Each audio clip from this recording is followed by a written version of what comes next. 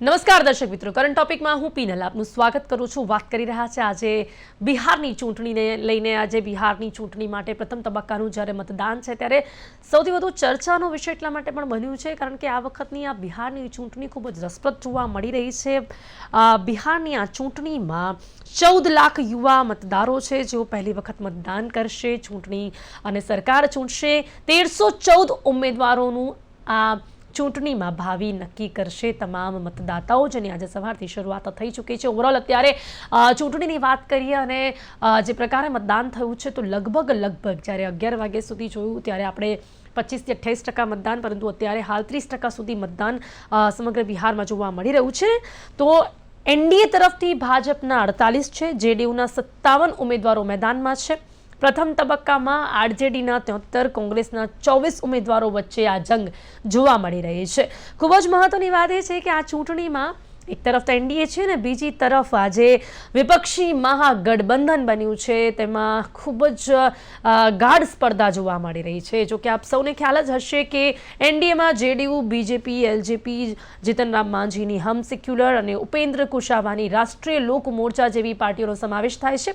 એ સિવાય મહાગઠબંધનમાં પણ આપણે જણાવી દઉં તો RJD, Congress, CPI, CPM, CPI અને વિકાસશીલ ઇન્સાન પાર્ટી જેને વીઆઈપી કહેવાય છે, જેએમએમ અને નેશનલ એલજેપીનો સમાવેશ થાય છે। તો આ રીતે આટલી પાર્ટીઓનું ક્યાંક એકબીજાની વચ્ચે એક કોમ્પિટિશન જોવા મળી રહી છે, જેને લઈને આજે સવારથી જ સુરક્ષા બંદોબસ્તની વચ્ચે બિહારમાં મતદાન થઈ રહ્યું છે। કેટલું મતદાન થયું છે, કેવી રીતનું મતદાન છે ને કેટલી ગાઢ સ્પર્ધા છે, કયા મુદ્દાઓ સ્પર્શ કરી રહ્યા છે આ વખતની ચૂંટણીમાં, તેને લઈને ચર્ચા કરીશું। જેની માટે મારી સાથે જોડાઈ ગયા છે રાજકીય વિશ્લેષકો રાજેશ ઠાકરજી અને સંજય તિવારીજી। આપ બંનેનું સ્વાગત છે। Welcome to current topic.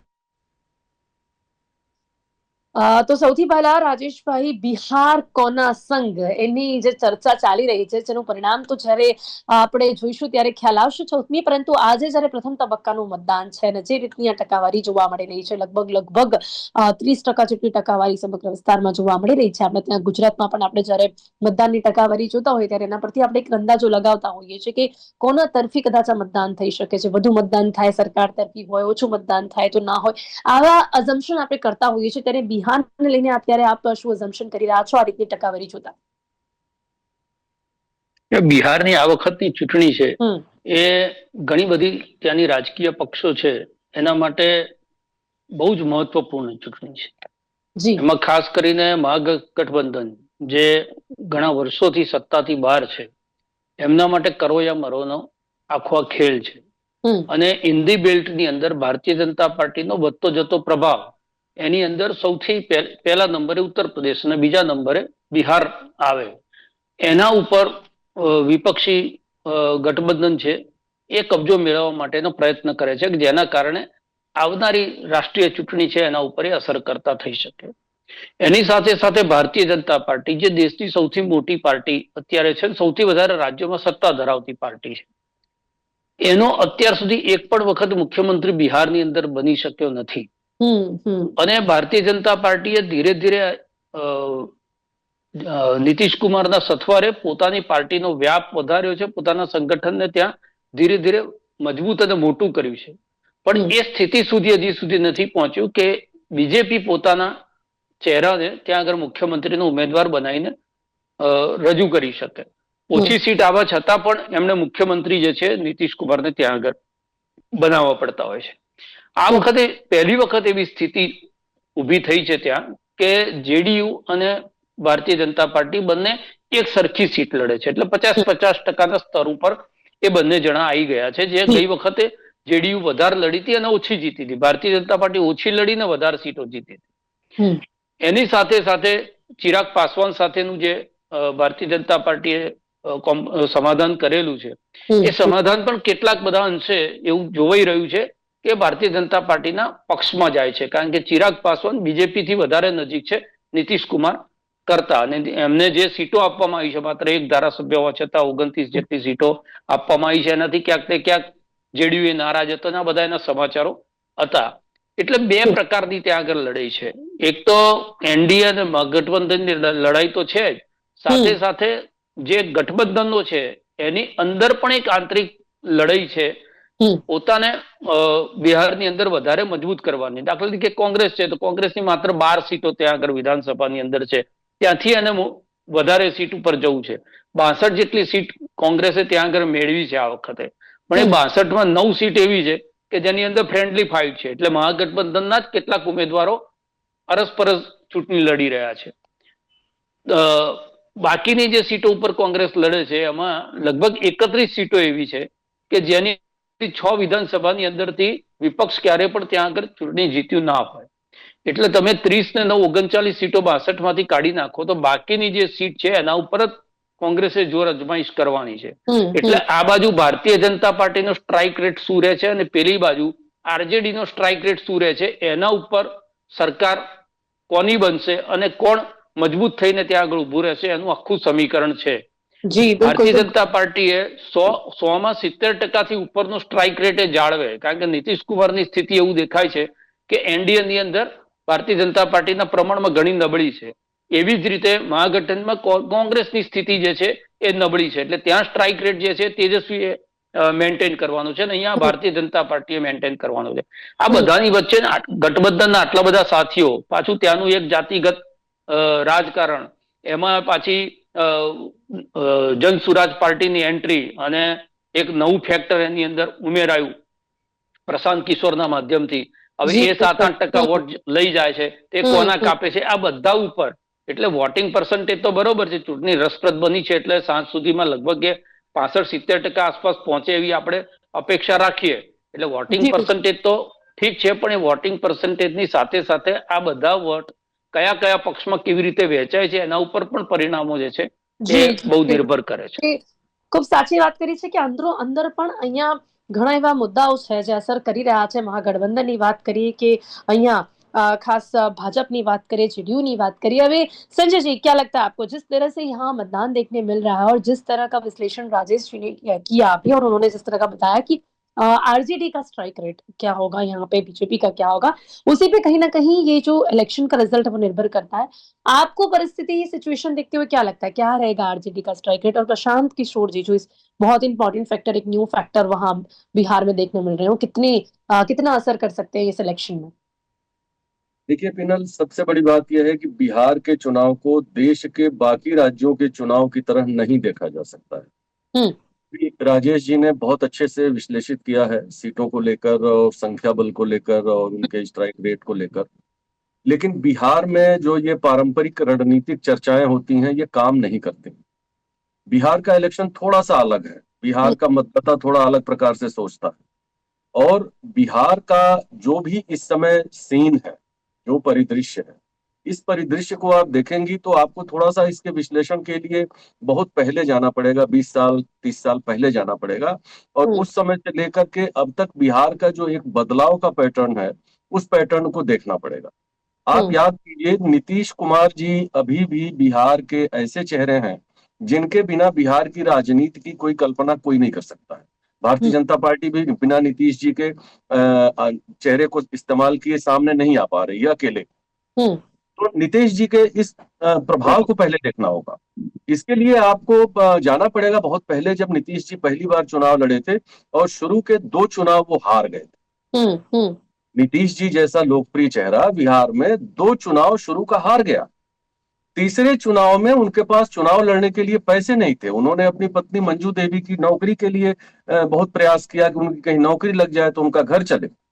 और नीतीश जी को उनके मित्रों ने उस समय थोड़ा बहुत सहयोग करके, और नीतीश जी ने तो ये फैसला ले लिया था कि हम चुनाव नहीं लड़ेंगे इसके बाद, तीसरी बार के बाद। अगर तीसरी बार हम हार जाते हैं तो हम लोकनायक जयप्रकाश नारायण और बाकी ऐसे समाजवादी नेताओं की तरह से हम केवल राजनीति तो करेंगे लेकिन चुनाव में नहीं उतरेंगे।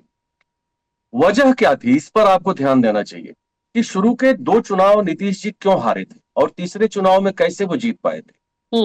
2 चुनाव के हारने का कारण यह था कि बिहार में उस समय जिसको जीतना होता था केवल उसी के वोट डाले जाते थे, बाकी वोट पड़ते ही नहीं थे या पड़ने नहीं दिए जाते थे। अब ये दुर्भाग्य है देश का कि हमारे देश के सारे चैनल और सारे मीडिया हाउसेज कल से वो चीजें चला रहे हैं, माननीय राहुल गांधी जी का वोट चोरी वाला एक प्रकरण और पता नहीं क्या क्या है, कैसी कैसी रिसर्चेज। लेकिन उन रिसर्चेज को देश में दिखाया जाना चाहिए, देश के भीतर दिखाया जाना चाहिए। जो नीतीश कुमार आज एनडीए का चेहरा बन के सामने है बिहार में, ये नीतीश कुमार निश्चित तौर पर देश में एक समय प्राइम मिनिस्टर कैंडिडेट माने जाते थे, और जो महागठबंधन आज कहा जा रहा है, इस महागठबंधन की नींव डालने वाले नीतीश कुमार थे। लेकिन ये सोचने की बात है कि ऐसा क्या हुआ कि नीतीश कुमार को महागठबंधन से बाहर आकर अपने को स्वयं बिहार के सीमा में स्थापित रखना पड़ा। तो ये बहुत बड़ी स्थिति है बिहार के लिए। नहीं तो संजय जी, ऐसा माना जाता है कि नीतीश कुमार जी को जहां भी ऐसा लगता है कि जिस पार्टी से वो मुख्यमंत्री बन सकते हैं, जिस पार्टी से वो वहां तक पहुंच सकते हैं, वहां वो चले जाते हैं, लुढ़क जाते हैं, ऐसा कहा जाता है नीतीश कुमार जी। नहीं, ये मीडिया परसेप्शन है। मैं यही बात बार बार कह रहा हूँ, ये मीडिया परसेप्शन है कि नीतीश जी को हमने एक दल बदलू या क्या कहते हैं उसको, पलटू राम की एक संज्ञा हम लोगों ने नेशनल टीवी पे दे दिया था। नीतीश कुमार की राजनीति को पहले पढ़ने की जरूरत है भाई। जिस तरह आप राहुल गांधी जी की राजनीति को पढ़कर कभी तालाब से, कभी जलेबी से, कभी इमरती से और कभी मोटर मैकेनिक के रूप में लेके सामने आते हैं, किसी चैनल ने, देश के किसी मीडिया हाउस ने नीतीश कुमार पर आज तक एक प्रोग्राम नहीं चलाया। नीतीश कुमार शुरू के 2 चुनाव क्यों हार गए थे, मैं बताता हूं आपको क्यों हार गए थे। नीतीश कुमार जहां से खड़े होते थे, नालंदा की वो जगह थी, उस जगह से दोनों बार उनके वोटरों को घर से निकलने नहीं दिया गया था। लालू प्रसाद यादव जी का उस समय साम्राज्य था, और नीतीश कुमार जी के दोनों बार के वोटर घर से नहीं निकले, नीतीश कुमार जी हार गए। नीतीश कुमार जी बहुत, आप देखिए, जब हम बात करते हैं ना किसी व्यक्ति के बारे में, तो व्यक्ति की संपूर्णता पे आना चाहिए। मैं नीतीश कुमार पर इस चर्चा को केंद्रित क्यों कर रहा हूं, इसलिए कर रहा हूं कि आज जिन 121 सीटों पर मतदान हो रहा है, उसमें नीतीश जी का ही चेहरा काम कर रहा है। वहां कोई और चेहरा नहीं काम कर रहा है, वहां कोई नेशनल फिगर भी नहीं काम कर रहा है। नीतीश जी बिहार का विश्वास के रूप में है। ठीक है संजय जी, एक मिनट दीजिएगा। રાજેશ ભાઈ, કદાચ સંજયભાઈ એવું કહી રહ્યા છે કે આ એક પરસેપ્શન બાંધી દેવામાં આવ્યું છે, પણ શું એવા ઉદાહરણો નથી મળ્યા? આ ચર્ચા આપણે નીતિશ કુમાર ઉપર નથી રાખવાની, આપણે ઓવરઓલ બિહારના ઇલેક્શન પણ કરવી છે। પરંતુ જો બિહારના ઇલેક્શન ઉપર વાત કરીએ તો નીતિશ કુમારજીનો જે ચહેરો છે એ ખાસ કરીને ખરેખર કેટલો વધારે ઇમ્પોર્ટન્ટ છે, ખાસ જ્યારે તેઓ બીજેપી સાથે જોડાયા હોય, પોતાના સ્વાર્થને લઈને જોડાયા હોય, કે પછી કેટલાય ઉદાહરણો એવા જોવા મળ્યા છે કે જેના કારણે આવું કહેવામાં આવે છે। અને સંજયજી જે વાત કરી રહ્યા છે એના પર આપનું શું માનવું છે? ચલો રાજેશભાઈ, આપનું શું કહેવું છે? ના, એમની એક વાત એ સાચી છે કે નીતિશ કુમારને એવોઇડ કરી અને ત્યાં આગળની રાજનીતિની શક્યતાઓ તમે જોઈ ના શકો। અને એટલા જ માટે ભારતીય જનતા પાર્ટીએ આજે 15 વર્ષે પણ નીતિશ કુમારનો હાથ પકડી રાખવો પડે છે। ભારતીય જનતા પાર્ટીએ વધારે સીટો જીતવા છતાં જે મહારાષ્ટ્રમાં એમણે કર્યું કે ભાઈ અમારી પાસે વધારે સીટ છે એટલે મુખ્યમંત્રી અમારો હોવો જોઈએ, ના થયું તો એમણે ગઠબંધન તોડી નાખ્યું। એ હિંમત ભારતીય જનતા પાર્ટી બિહારમાં કરી શકે નહીં। ત્યાં આગળ નીતિશ કુમારની પાસે ઓછા વિધાયક હોવા છતાં પણ એમને ત્યાં આગળ મુખ્યમંત્રીનો ચહેરો બનાવ્યો, અને અત્યારે પણ બંને 101 સીટ જીતે છે। આ સમય ગયા પછી શું થશે આપણને નથી ખબર, પણ એમણે મુખ્યમંત્રી તરીકેનો ચહેરો આજે પણ લોકોની સમક્ષ નીતિશ કુમારનો મૂક્યો છે।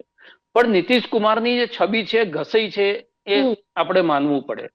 ઘસાઈ છે એવું એટલા માટે કહી શકીએ કે જે નીતિશ કુમારની સાથે ભારતીય જનતા પાર્ટી રાજનીતિ કરે છે, એ ભારતીય જનતા પાર્ટી વધારે સીટ જીતતી હોય અને નીતિશ કુમારને ઓછી સીટ મળતી હોય તો એ સ્વાભાવિક જ છે કે દેખાય છે કે માત્ર નીતિશ કુમારના ચહેરા ઉપર હવે આખું બિહારનું રાજકારણ રહ્યું નથી। ત્રીજી વસ્તુ એ છે કે અમિત શાહથી માંડી અને ભારતીય જનતા પાર્ટીના પ્રમુખ નેતાઓએ ખોખારીને એવું નથી કીધું કે ચૂંટણીના પરિણામો પછી અમે મુખ્યમંત્રી તરીકે નીતિશ કુમારને જ પ્રસ્થાપિત કર્યું છે। એમણે એમ કીધું છે કે ટેકનિકલ જવાબ આપ્યો છે કે એ તો ચૂંટણી જીત્યા પછી વિધાયક દળના જે ધારાસભ્ય હોય એ નક્કી કરતા હોય છે કે મુખ્યમંત્રી કોણ થશે। હાલ મુખ્યમંત્રી નીતિશ કુમાર છે એટલે સ્વાભાવિક જ છે કે એમના નેતૃત્વમાં અમે ચૂંટણી લડી રહ્યા છીએ। એટલે આ જે જવાબ અપાયો છે, જવાબ પણ ચૂંટણી પરિણામો પછી શું નીતિશ કુમાર મુખ્યમંત્રી રહે છે કે નહીં એના ઉપરનો પ્રશ્નાર્થ એ આજે પણ કાયમ છે। બીજી નીતિશ કુમારની તમે જે વાત કરી કે આજે અહીંયા તો કાલે ત્યાં, એ સ્થિતિ છે. એ સ્થિતિના કારણે ક્યાંક ને ક્યાંક એમની રાજનીતિક છબી છે, એટલે જે વિશ્વસનીયતા જોઈએ બધા પક્ષોની વચ્ચે, કે ભારતીય જનતા પાર્ટી પણ આશંકિત હોય કે ભાઈ એવું તો નહીં થાય ને, થોડું ઘણું આગુ પાછું થશે, પાછા એ આરજેડી જોડે થઈને સરકાર બનાવી દેશે. તો આ જે અવિશ્વસનીયતા છે એ નીતિશ કુમારની સાથે કાયમ રહી છે. એટલે એ વાત બિલકુલ આપણે માનીને ચાલવું પડે કે નીતિશ કુમાર વગર જો ભારતીય જનતા પાર્ટી ત્યાં આગળ ચૂંટણી લડી શકતી હોત તો કદાચ ગઠબંધન તૂટી ગયું હોત. હાલની તારીખમાં નીતિશ કુમાર જે છે એ કમ્પલ્સન છે, પણ ચૂંટણી પરિણામો પછી જેમ ત્યાં આગળ થયું શિવસેનાનું, એમ જેડીયુનું વિભાજન થઈ જાય એવી શક્યતાઓ પણ ઓછી નથી. કારણ કે જેડીયુના જ કેટલાક નેતાઓ જે છે એ ભારતીય જનતા પાર્ટીની બોલી રહ્યા છે ત્યાં આગળ, અને બીજેપી ચૂંટણી પરિણામો પછી कदाच ત્યાંથી તેઓ વધારે જાણીને આપણને કહી શકે કે जेडीयू का विभाजन होने की शक्यता कितनी है संजय जी, क्योंकि ये बहुत इंपॉर्टेंट फैक्टर है कि अगर ऐसा होता है तो काफी कुछ बदल सकता है, और ऐसा देखने को मिल रहा है, काफी नेता ऐसी बोली बोल रहे हैं जिससे लग रहा है कि जेडीयू का भी विभाजन हो सकता है. आपको क्या लगता है? देखिए, राजनीति में कोई भविष्यवाणी करना उचित नहीं है. राजनीति में जब सरकार बनने लगती है और उस समय ढेर सारी ऐसी स्थितियां आती हैं कि इधर के लोग उधर, उधर के लोग उधर, कुछ दल टूटते हैं, कुछ बनते हैं, क्षेत्रीय दलों के साथ. इसी का नाम तो राजनीति है जी संजय जी. बिल्कुल नहीं, मैं वही बात कह रहा हूँ. वो बहुत बाद की बात है जो आप कह रही हैं, ये बहुत बाद की बात है. ये 14 तारीख के बाद समझ में आएगा कि ऐसा कुछ हो रहा है क्या. जी बिल्कुल. आज जो बिहार की स्थिति है, उस बिहार में राष्ट्रीय जनता दल, जेडीयू, जनता दल यूनाइटेड, जो नीतीश कुमार की पार्टी है, वो अभी एक साथ चुनाव लड़ रही है. आप उनके नेताओं के बयानों को जो देख रही हैं, वो बयान इसलिए हैं कि उनको बिल्कुल प्रो भाजपा होके काम कर रहे हैं. पहली बात ये समझिए. जेडीयू का हर नेता इस समय उसी पैटर्न पे काम कर रहा है जिस पैटर्न पर भारतीय जनता पार्टी काम कर रही है. ये दोनों दल दो दल जरूर हैं, अलग अलग पार्टियां जरूर हैं, लेकिन भारतीय जनता पार्टी और जेडीयू, इन दोनों को ये मान के चलिए कि दोनों एक जैसी पार्टियां हैं, एक साथ पार्टियां हैं. यहाँ कहाँ दिक्कत आएगी वो मैं बता दूं. जहां पे मुस्लिम पोलराइजेशन या मुस्लिम कैंडिडेचर की बात आएगी, वहां पर थोड़ा सा दुराव बढ़ेगा भाजपा से, इसमें कोई दो राय नहीं. बिहार का जो समीकरण है, बिहार की डेमोग्राफी बड़ी विचित्र है. बिहार में आबादी के लिहाज से आप देखिए, या रोजगार के लिहाज से देखिए, या नेतृत्व के लिहाज से देखिए, वहां पर जाहिर सी बात है कि बिहार में मुस्लिम फैक्टर एक बहुत बड़ा कारण होता है, राजनीति का भी और दूसरी चीजों का भी. आप पिछला चुनाव याद करिए ना, किस विकास पे एमआईएम के जो प्रत्याशी थे 5 वो जीते थे. वहां तो कोई उनका वजूद नहीं था, लेकिन 5 सीटें वो जीत गए थे, वो ओवैसी साहब की पार्टी ने. हो सकता है इस बार भी कोई ऐसा मिरेकल हो रहा हो, हम अभी से कैसे कह सकते हैं, क्योंकि 5 साल में डेमोग्राफी भी बदली है, राजनीति भी बदली है. तो हो सकता है ओवैसी साहब को 5 के बजाय इस बार 7 सीटें मिल जाए, या एक भी ना मिले. तो अभी इस चीज पर हम बात नहीं कर सकते. बात सिर्फ ये कर सकते हैं कि आज जिन 121 क्षेत्रों में चुनाव हो रहा है, इन 121 क्षेत्रों में से यदि भारतीय जनता पार्टी, जेडीयू गठबंधन, एनडीए, ये अगर 80 के आसपास सीटें नहीं कैप्चर करेगा तो इसका भविष्य दूसरे चरण में खराब हो जाएगा. आज की तारीख में इनको 75 से 80 सीटों पर अपनी बढ़त बनाकर रखनी होगी. अब ये कितना रख पाते हैं ये शाम तक पता चलेगा, लेकिन ये है कि अभी जो मतदान का प्रतिशत है, जिस तरह लोगों का वहां रुझान है, जैसे लोग वोट देने आ रहे हैं और जो फीडबैक मिल रहा है, उस फीडबैक में एक बात स्पष्ट है कि एक बहुत बड़ा फैक्टर और भी काम कर रहा है. जी. वो फैक्टर है तेज प्रताप यादव जी का. जी. तेज प्रताप यादव को बिहार के युवाओं ने, बिहार की जनता ने इस बार एक बड़े चेहरे के रूप में स्वीकार किया है. तेज प्रताप यादव की जो छवि गढ़ी गई थी पिछले वर्षों में, वो छवि बदल चुकी है. तेज प्रताप, हम बार बार बात करते हैं जनसुराज की, प्रशांत जी की जनसुराज का कोई करामात बिहार में इसलिए नहीं दिखेगा कि बिहार का मतदाता बहुत होशियार होता है, बिहार के लोग बहुत होशियार होते हैं, ज्ञान की परंपरा है बिहार में. और प्रशांत किशोर जी की छवि बिहार में वही है जैसे मोहल्ले के एक हलवाई की होती है. कि हलवाई की दुकान पे सारे लोग आते हैं, हर जात बिरादरी सारे लोग आते हैं, मिठाई खरीदते हैं और बड़ाई करके चले जाते हैं.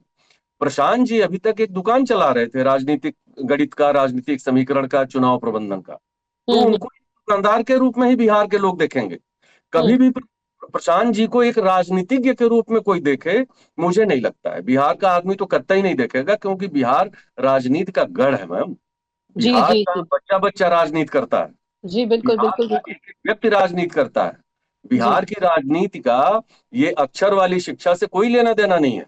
तो हम्म। बिहार जो राजनीति का गढ़ है, जो 20 वर्षों में एक तरह से अराजक गड्ढे से निकलकर अभी सतह पर आया है, मुझे नहीं लगता है कि बिहार फिर किसी अराजकता की ओर किसी को ढकेलेगा। क्योंकि जिस तरह के चुनाव अभी चुनाव प्रचार के दौरान जैसे जैसे भाषण दिए गए, जिस हम्म। जिस तरह के गाने चलाए गए, जी जिस जी। जिस तरह के समीकरण बनाए गए, हाँ। तो क्या आपको लगता है बिहार में एक डर का माहौल नहीं पैदा होगा? हम्म और ये डर काम कर रहा है, निश्चित तौर पे कर रहा है। हम्म बिहार के लोगों को पता है कि हम गड्ढे से निकल के अभी सतह पे आए हैं, सतह से ऊंचाई हासिल करनी है। हम्म। आज बिहार के पूरे प्रदेश में तो आप घूम के उस हिसाब से बहुत ही समझदारी से जनता वोटिंग करेगी, जी जी जी, ये निश्चित हम तौर पर मानते हैं। जी जी जी। बिहार के मतदान को हल्के में नहीं लेना चाहिए। जी बिल्कुल। રાજેશ ભાઈ, એ સિવાય ચલો સંજયભાઈ પણ જે વિશ્લેષણ કર્યું, જનતા સમજદાર હશે એ પ્રકારે વોટિંગ જોવા મળશે બિહારની રાજનીતિમાં। સૌથી વધુ જે ચર્ચા થતી હોય છે ત્યાં આગળ આપણે જોઈએ છે કે અત્યંત પછાત વર્ગ એટલે કે ઈબીસી, તો ત્યાં આગળ ઓબીસી સાથે જે ઈબીસી કેટેગરીની કુલ વસ્તી લગભગ 63% છે, જે એકચ્યુઅલીમાં ત્યાં આગળ બહુ જ મહત્વની ભૂમિકા ભજવતી હોય છે। અને આપણે જે નીતિશ કુમારની વાત કરી રહ્યા છે તો આ વોટ બેંક છે ને ક્યાંક ને ક્યાંક એમના તરફી પહેલા બહુ જોવા મળી આપણને। 2005માં તો સૌથી પછાત વર્ગો નીતિશ કુમારજીને ખૂબ જ સમર્થન આપ્યું હતું, જોકે સમર્થન થોડું ઘટ્યું છે। 2015 અને 20ની ચૂંટણીમાં એ 65-70% થઈ ગયું છે। તો શું લાગે છે આપને કે આ વખતે એ વસ્તીનું સમર્થન કઈ તરફ જોવા મળશે? આરજેડી હવે આ મતદારોમાં ધાર મેળવવાનો પ્રયાસ હાથ ધરી રહી છે?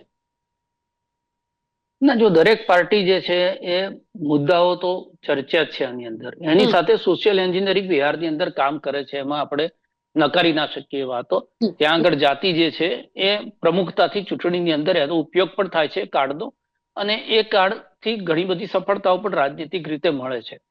પણ છેલ્લી વિધાનસભાની ચૂંટણી જુઓ તો એ વખતની હારજીત પણ બહુ માર્જિનલ વોટ્સથી હતી, અને જ્યાં આટલા બધા પ્લેયર્સ હોય કે બે પ્રમુખ પ્રાદેશિક પાર્ટીઓ એટલે કે આરજેડી અને જેડીયુ, બે પ્રમુખ રાષ્ટ્રીય પાર્ટીઓ એટલે કે ભારતીય જનતા પાર્ટી ને કોંગ્રેસ, આપણે કોંગ્રેસને મૂકી દઈએ બાજુમાં કે રાષ્ટ્રીય પાર્ટી તરીકેનું વજૂદ બિહારની અંદર એમનું નથી, પણ એ સિવાયની જે પાર્ટીઓ છે, ચિરાગ પાસવાનની પાર્ટી હોય, માઝીની પાર્ટી હોય કે એઆઈએમએમ હોય કે લેફ્ટિસ્ટ હોય, આ બધાના જે વોટિંગ પર્સન્ટેજ છે, દાખલા તરીકે પ્રશાંત કિશોર, તો પ્રશાંત કિશોર કઈ ત્યાં આગળ સત્તા મેળવવા માટે ચૂંટણી લડે છે એવું તો છે જ નહીં, એ પાર્ટીને બેઠી કરવા માટેનો એક પ્રયાસ કરી રહ્યા છે અને એના ભાગરૂપે એ ઇલેક્શનની અંદર લડી રહ્યા છે। પણ જ્યારે બહુ જ ઓછા માર્જિનથી સત્તા બનતી હોય કે સત્તા બગડતી હોય, એવામાં 6-7% વોટિંગ પર્સન્ટેજ એ બહુ જ મહત્વપૂર્ણ થાય।